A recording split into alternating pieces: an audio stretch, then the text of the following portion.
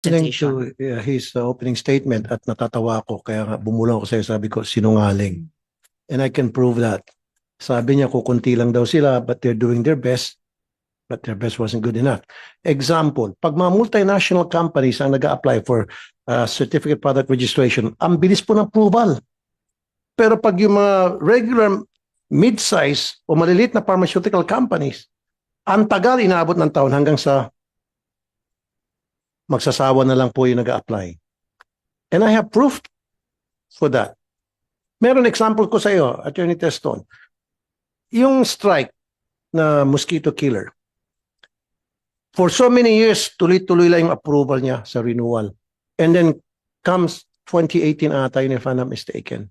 Kasi sila yung produkto na water-based. Kaya kahit na kumakain ka, mag-spray yan, hindi ka malalason. Unlike dun sa isang competitive na kompetensya na produkto. So mag-renew siya, 2018, ayaw na i-renew. Ang dami na pasikot-sikot, samantalang wala namang dinagdag na formulation or binagong formulation. Why? Pumasok kasi yung kakompetensya produkto, yung Baygon, na kaparehong formulation na water-based, kinancel sila, inapruban yung sa Baygon. Ganon silang magtrabaho. At itong kumpanya ito, maliit na company lang.